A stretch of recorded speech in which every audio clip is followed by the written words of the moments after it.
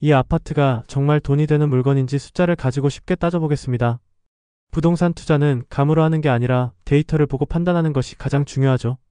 이 아파트가 2,940만 원에 낙찰된다면 수익률은 어떻게 될까요? 먼저 실거래가를 살펴보면 같은 단지 같은 평형의 경우 2025년 4월 한 달 동안 4,500만 원에서 최대 6천만 원까지 거래되었습니다. 평균적으로 보면 약 5,300만 원 수준입니다. 경매 낙찰가가 2,940만 원이라면 시세보다 2천만 원 이상 저렴하게 사는 셈이니 가격 메리트는 확실합니다. 전세 시세는 3,500만 원에서 4,900만 원 정도입니다. 보통 4,200만 원 정도라고 보면 낙찰받은 뒤 전세를 놓는 것만으로도 투자금 전액을 회수하거나 오히려 약간의 차익까지 남길 수 있습니다. 이렇게 자기 돈 한 푼 들이지 않고 집을 사는 걸 흔히 무피 투자라고 부릅니다. 초기 자금이 부족한 투자자에게는 굉장히 유리한 방식이죠. 이번에는 월세 수익을 계산해 볼까요? 최근 거래를 보면 보증금 300만에서 500만 원에 월세 30만 원에서 45만 원 수준이 일반적입니다.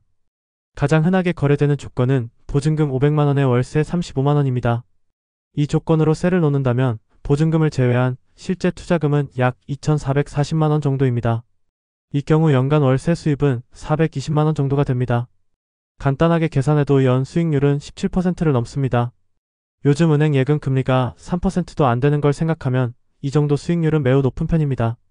물론 공실이 생기거나 수리비가 들어가는 상황도 고려해야 합니다. 하지만 단지 규모가 크고 생활 편의시설이 많은 곳이라 공실 리스크는 크지 않아 보입니다. 전세와 월세 중 어떤 방식이 자신에게 맞는지 먼저 판단하세요. 안정적인 수익을 원한다면 전세, 매달 현금을 확보하고 싶다면 월세가 좋습니다. 월세로 운영할 경우 기본적인 수리와 청소, 도배 등으로 200만, 300만 원 정도 예산을 잡는 것이 좋습니다. 이걸 감안한 뒤 수익률을 다시 계산하세요. 보증금을 조정하면 수익률이 달라집니다. 보증금을 낮추면 월세가 올라가 수익률이 높아지고 반대로 보증금을 높이면 월세가 줄지만 안정성이 높아지니 전략을 잘 세우는 것이 중요합니다. 이제 이 아파트를 어떤 목적으로 살 것인지 정해야 할 시간입니다. 실거주로 들어갈지 아니면 임대를 놓고 수익을 올릴지를 결정하는 것은 단순히 숫자 계산을 넘어서 본인의 생활 패턴과 투자 성향에 맞춘 전략이 필요합니다. 먼저 실거주를 고려한다면 이 아파트는 매우 실속 있는 선택이 될 수 있습니다. 학교, 마트, 병원, 버스 정류장이 모두 가까워 자녀가 있는 가족 단위라면 더욱 좋습니다. 단지 내 주차 공간도 넉넉하고 주변 생활 인프라가 잘 갖춰져 있어 자차를 가지고 있는 맞벌이 부부나 어린 자녀가 있는 집에 적합합니다. 단점도 있습니다. 지어진 지 20년이 넘은 아파트다 보니 내부 리모델링이 필요할 수 있습니다. 또한 대중교통 이용 시에는 불편을 느낄 수 있으므로 차량이 없는 1인 가구나 고령자에겐 다소 불리할 수 있습니다. 이번엔 투자 목적의 전략을 봅시다. 전세를 놓을 경우 현재 시세 기준으로 무피 또는 소폭의 갭 투자가 가능합니다. 초기 비용 없이 투자해 자산을 확보하는 방식으로 보수적인 투자자에게 알맞습니다. 월세는 수익률이 높은 편입니다. 앞서 계산한 대로 연 17% 이상의 수익률도 가능하므로 안정적인 현금 흐름을 원하는 투자자에게 적합합니다. 단, 월세 수익을 극대화하려면 내부 수리나 임차인 관리에 신경을 써야 하므로 어느 정도의 운영 노하우가 필요합니다. 명도는 큰 부담이 없는 상태입니다.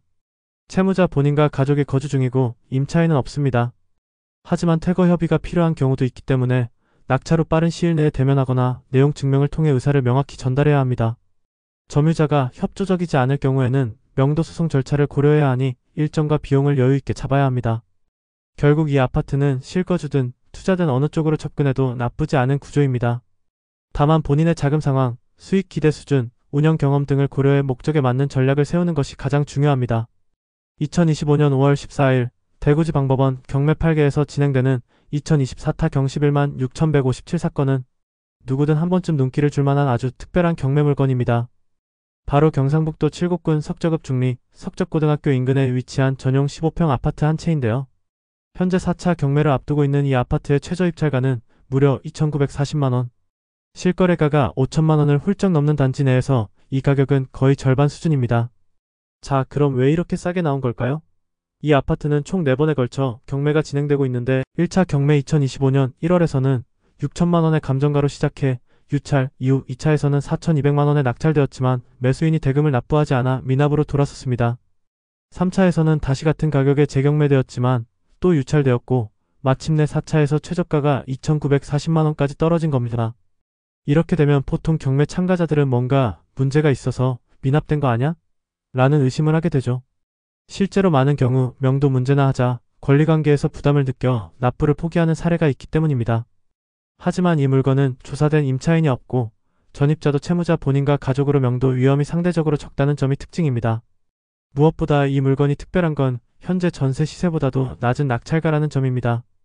2025년 4월 실거래 기준 같은 단지 동일 면적의 전세가는 약 4천만 원 내외, 매매가는 4,500만 원에서 6천만 원에 분포합니다. 이 정도면 전세를 끼고 사는 갭 투자도 가능하고 전세를 돌려받으면서 무피 투자도 가능할 수 있습니다. 게다가 해당 단지는 2,600세대가 넘는 대단지로서 주변 생활 인프라가 상당히 잘 갖춰져 있어 실거주 수요도 꾸준한 곳입니다. 초중고가 인근에 있고 대형마트와 상가, 편의시설도 많다는 점은 실수요자 입장에서 큰 매력입니다. 다만 투자에 앞서 반드시 체크해야 할 부분도 있습니다. 낙찰 후 명도가 얼마나 수월하게 이뤄질지, 아파트 내부 상태는 어떤지, 관리비 체계는 어떤지를 사전에 꼼꼼히 확인하는 게 중요합니다. 경매는 싸게 사는 대신 책임도 전가되는 구조이기 때문에 검토 없이 덜컥 낙찰받았다가는 오히려 손해를 볼 수도 있죠. 결론적으로 이 아파트는 단순히 싸기만 한 게 아니라 실거래 시세, 전세가와 비교해도 경쟁력 있는 가격이고 구조적으로도 명도 위험이 낮아 안정적인 투자처로 평가될 수 있는 경매 물건입니다. 단 싸니까 무조건 산다는 마인드가 아니라 데이터를 보고 판단하는 똑똑한 전략이 필요합니다. 이 경매 물건은 단순히 저렴한 가격만이 매력은 아닙니다. 단지 자체의 조건과 구조적인 장점이 확실하기 때문에 실거주자, 투자자 모두 관심 가질 만한 요소가 가득합니다. 우선 아파트는 총 2,635세대 14개 동 규모의 대단지입니다. 최고층은 18층이며 해당 물건은 112동의 2층 205입니다. 전용 면적은 15.09평, 공급 면적은 20.82평이며 흔히 말하는 이름 1욕실 구조입니다. 이 정도면 신혼부부, 1, 2자녀를 둔 3인 가족에게도 충분히 실거주 가능한 크기죠. 무엇보다 구조가 잘 빠졌다는 평가가 많습니다. 입주민들 리뷰에 따르면 같은 평형 대비 방 배치가 넉넉하고 거실이 꽤 여유롭다는 의견이 많습니다. 내부 마감은 벽지와 타일, 바닥재로 일반적인 수준이며 창호는 샤시로 되어 있어 단열 성능도 무난합니다. 설비도 중요하죠. 이 아파트는 도시가스, 급배수, 위생설비, 소화전, 승강기 등 기본적인 시스템이 다 갖춰져 있고 준공된 지 25년이 넘었지만 단지 자체의 관리 상태는 평균 이상으로 평가받고 있습니다. 특히 겨울철 우풍이 거의 없고 난방 효율이 좋다는 평이 많습니다. 2025년 3월 기준 관리비는 약 93,000원, 월 평균은 98,000원으로 동일 면적대 아파트 대비 저렴한 수준입니다. 하절기엔 다소 올라가지만 동절기 평균도 95,000원대로 크게 차이 나지 않기 때문에 연간 관리비 부담도 안정적입니다. 물론 100% 지하 주차가 아니기 때문에 시간대에 따라 주차가 밀릴 수는 있지만 일반적인 중소형 아파트에 비해서는 훨씬 양호한 조건입니다. 입지 조건도 살펴볼게요. 아파트는 7곡 석저급 중리 중심부에 있으며 석적고등학교, 초중고가 도보권에 위치해 있습니다. 학세권이라는 말이 괜히 있는 게 아니죠. 또 마트, 편의점, 학원, 문구점, 공원, 우체국, 경찰서까지 생활 인프라도 골고루 갖춰져 있습니다. 다만 단점도 있습니다. 대중교통은 조금 아쉽습니다. 버스 정류장은 가까이에 있으나 지하철 노선은 없습니다. 때문에 차량 이동이 많은 가구에는 문제 없지만 차량이 없는 1인 가구나 노년층에게는 불편함이 있을 수 있습니다. 정리하자면 이 아파트는 가격만 착한 게 아니라 구조, 설비, 관리비, 입지까지 종합적으로 실속 있는 아파트입니다. 단지 내 소음 문제나 보안 문제는 일부 거론되지만 전체적인 가성비와 실용성은 높은 수준으로 판단됩니다. 아무리 가격이 저렴하고 구조가 좋아도 등기부에 복잡한 권리가 얽혀 있거나 명도에 어려움이 예상된다면 투자 자체가 위험해질 수 있습니다. 그럼 이번 2024타 경시 16,157건은 어떨까요? 결론부터 말씀드리자면 이건 권리관계가 아주 단순하고 임차인도 없어 명도 부담도 거의 없는 물건입니다. 먼저 등기부상 가장 먼저 설정된 권리는 2023년 11월 30일자 가압류입니다. 경매 신청은 그보다 늦은 2024년 7월 17일에 이뤄졌죠. 그렇기 때문에 이보다 뒤에 설정된 가압류나 압류 등 모든 권리는 경매로 소멸됩니다.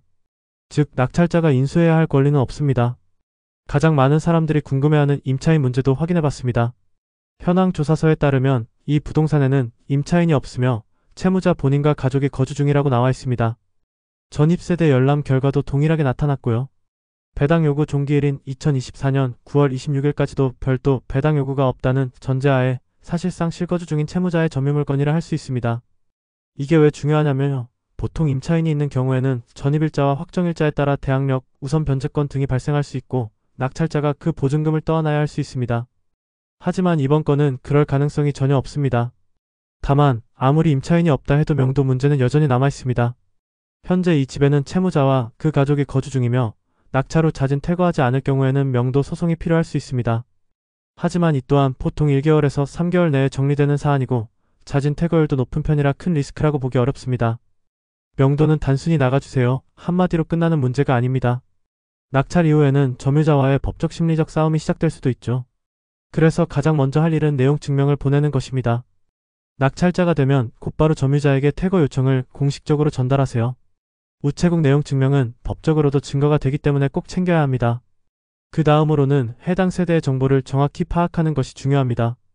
부동산 중개업소나 단지 동대표 등을 통해 점유자가 누구인지 어떤 사정인지 미리 알아두면 협의가 훨씬 수월해집니다.